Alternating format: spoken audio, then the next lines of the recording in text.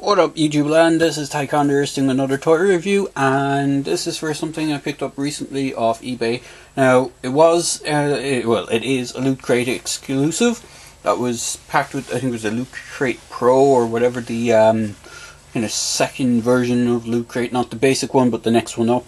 And it is another Neca Godzilla, and this Godzilla is called Reactor Glow Godzilla, and it's based on the 1994 Godzilla, which is the same Godzilla from the 1994 movie Godzilla vs. Space Godzilla, and it was also the same suit which was reused then in 1995 for the Burning Godzilla, which was the one from Godzilla vs. Destroyer, or Destroyer, however you want to pronounce it. So basically they did this as an exclusive, and when I saw it I kind of went, yeah, I definitely want to get this thing because it looks really cool.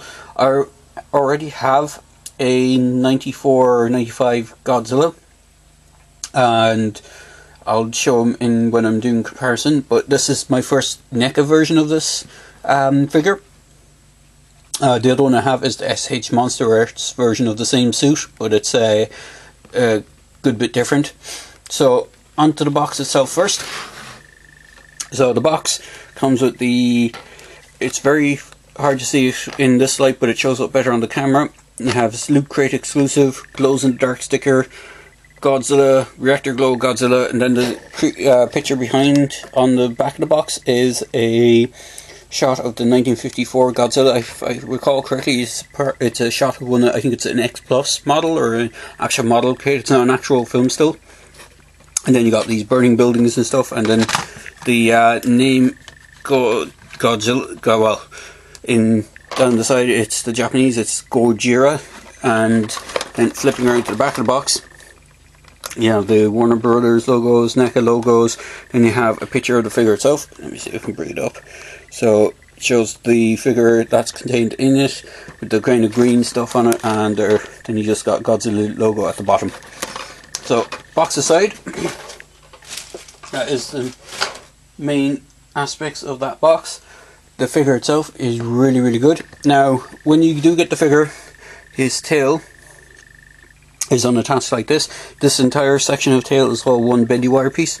Just plugs in straight like this. Now, I do recommend heating it up before you plug it straight in, because if you plug it in straight out of the box, it might snap depending on how it's been packed and stuff like that. Because for me, I know offhand that if one of the figures I get has been shipped overseas, it can get very cold in the planes and stuff when they're transporting them, and then that affects the material that the figures are made out of, and then when you try to assemble pieces straight out, you can actually snap figures. So it's happened to me in the past, so it's just something to be wary of. So figure itself is very nice. As you can see, he is done in this, if we can just bring it back, he's done, actually I'll bring it up a bit closer, in this black and green motif. His flames, or the kind of areas that are green, are somewhat similar to the Burning Godzilla, but it's not quite the same. But the gimmick is all these green areas glow in the dark. Now, unfortunately, I can't really show that off with here because it's too bright at the moment. It's daylight. I like the way that his eyes are actually done with green as well. Normally, his eyes are white. They actually did green as well. Now I do have a few paint splotches and paint rubs on this guy. Now the paint rubs could be due to me already messing around with this guy, so I've had him for a couple of hours now and I've been kind of messing around. But I do have one paint splodge just up here. If I just bring it up to the camera, just here, where the teeth have been painted, there's a bit of white just at the back of the jaw here where it's the same colour that the teeth are. And then just here on the inside of the hip there's a bit of paint rub. I think that's more paint rub than actual paint mistake. It could have been from me messing around and moving them.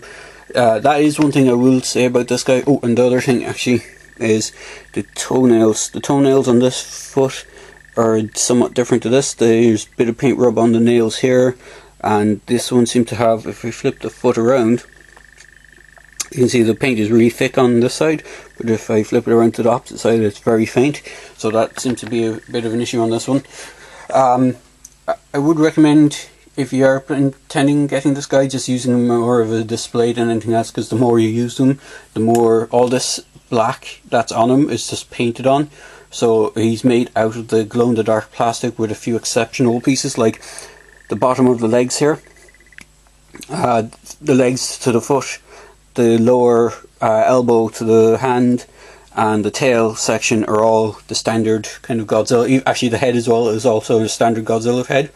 The main body, the neck piece, and the upper thighs and upper shoulders are all made of the glow-in-the-dark plastic. So at some point throughout his life, those will probably wear off. The black paint will probably wear off, and you'll have to either go in with a paintbrush and try and paint them up and seal it again, or just leave them go completely green, and you'll end up with an entirely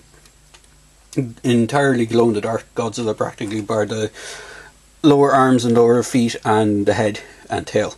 So articulation on this guy is actually quite good. So he has a waist joint, he has a double neck joint, so he has a joint here at the bottom of the neck that can rotate around, and then he has a ball jointed head as well, so you can move that. He has a opening mouth and opening closing mouth. The neck has a bit of a ball joint as well. He has technically double elbows. It's a bit weird. He actually has, I'm not sure if the camera will pick it up, actually I just need to move the other guy out of the way.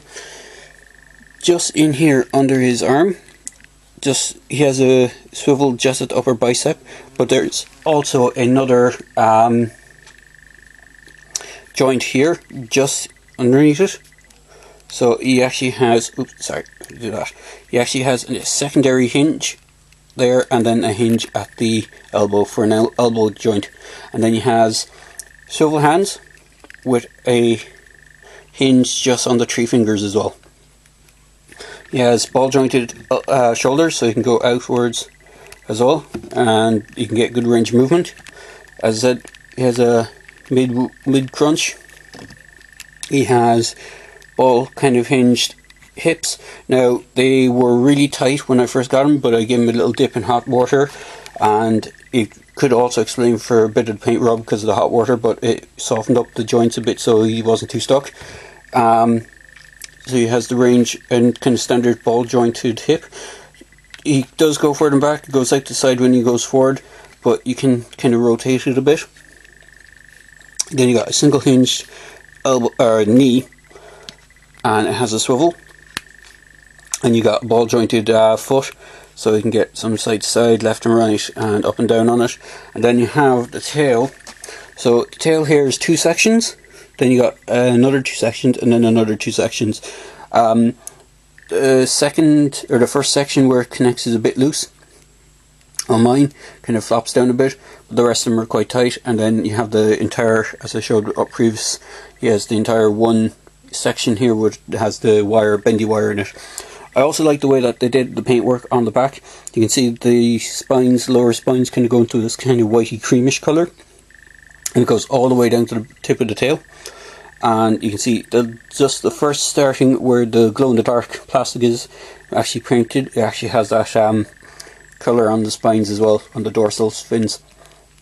So all in all, he's quite a really good figure. As far as I know, none of the SH Monster Arts figures have the glow-in-the-dark feature. They do have some light-up ones, but not glow-in-the-dark. So this is the only figure I have as a comparison. He's the same, basically he's supposed to be the same Godzilla suit. He is the 94 Godzilla versus Space Godzilla version. You can see he's roughly around the same height. He stands a little bit, the Neca one stands a little bit taller because he's not as kind of flattened out. If you just turn him to the side, see this one kind of arcs a bit more at the head than the Neca one, but he does have some a little bit more range of movement. He has a few more joints than the Neca one, but overall he's pretty much a similar figure. And the only other difference, now I'm not sure if I'll be able to get this on camera, but if I just pan the camera, hopefully, actually you should be able to see it there.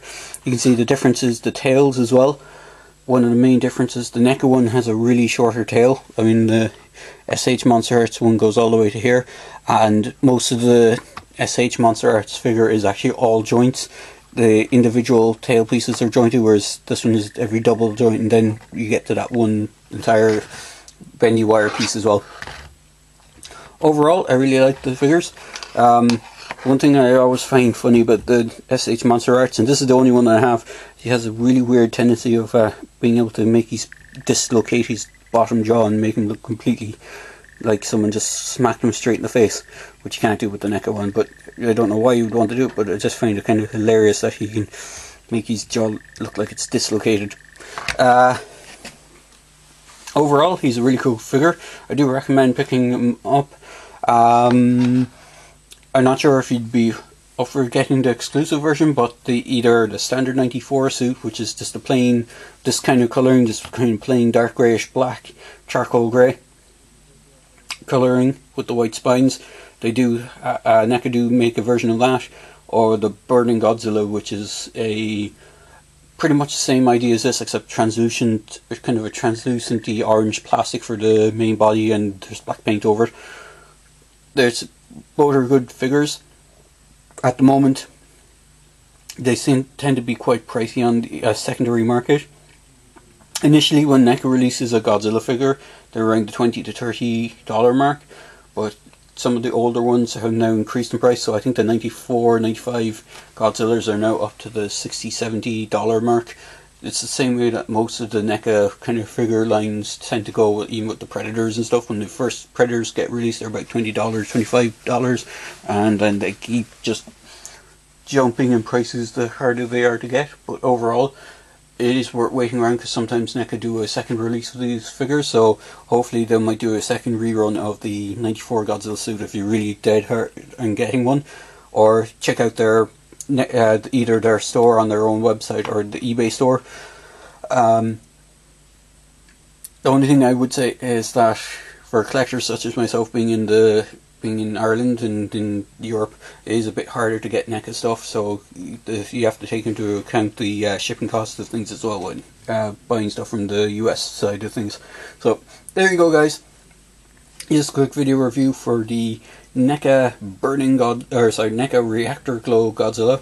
I'll try and turn off my lights just to see if he does glow before ending this, but he probably won't.